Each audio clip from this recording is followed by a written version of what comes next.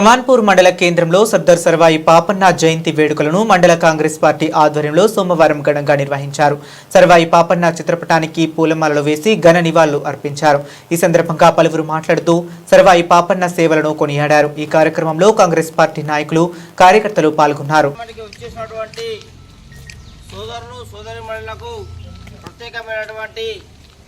ధన్యవాదాలు తెలియజేస్తూ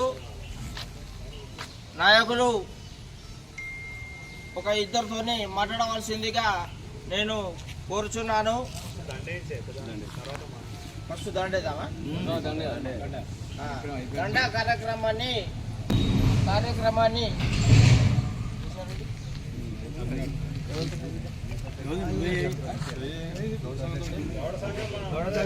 గౌడ సంఘం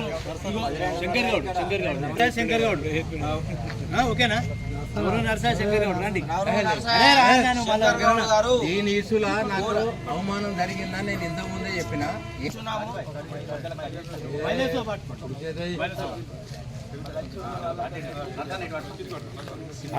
దానికి కట్టు ఆడ దాటి ఇటు తిట్టే కట్టు అమ్మ అక్క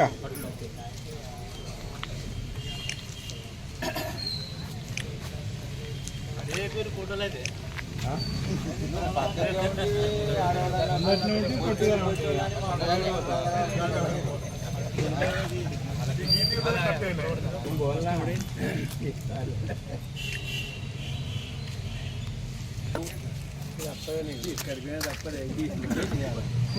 ఎక్స్-ఎంపీటీసీ తిరుపతి గౌడ్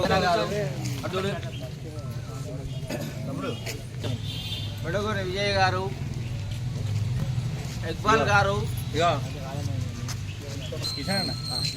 పొంగల్ రాజన్న గారు, గారపల్లి వెంకన్న గారు, కొండ వెంకన్న గారు,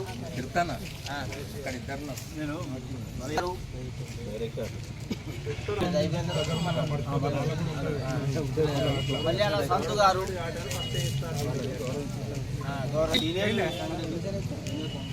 ఇప్పుడు శేఖర్ గారు,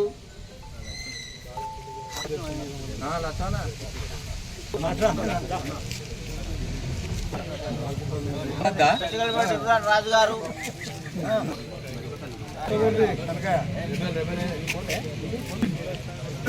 ఇప్పుడు పెద్దలు కింరెడ్డి కిషన్ రెడ్డి గారు.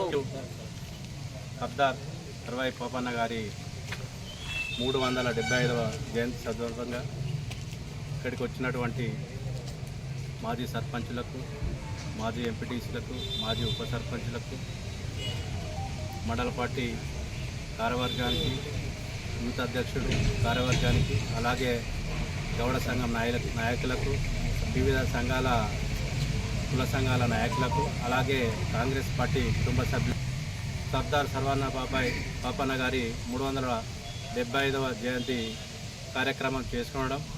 మరి ఎందుకు చేసుకుంటున్నాం అంటే 375 సంవత్సరంలో కూడా మనం జయంతి చేస్తున్నామంటే సర్దార్ పాపన్న గారి చరిత్ర 1650లో జనగాం జిల్లా రఘునాథ్పల్లి మండలం కిలాషాపూర్లో మరి అక్కడి నుంచే మొఘల్ చక్రవర్తుల మీద యుద్ధానికి ఫస్ట్ ఒక్కడే అయి సంపన్న వర్గాలను కలుపుకొని మరి అక్కడ ఒక కోటను నిర్మించి మరి ఏదైతే ఆ కోట నుంచే ఏదైతే మన గోల్కొండ కిలాను శాసించిన వ్యక్తి, మరి ఆ మహోన్నత వ్యక్తిని మనం ఎన్నిసార్లు ఆయన ఆశయాలను కొనసాగించాలని కోరుకుంటూ మరి ఈ అవకాశం ఇచ్చిన మండల పార్టీ ప్రధాన కార్యదర్శి తిరుపతి గారికి ప్రత్యేక.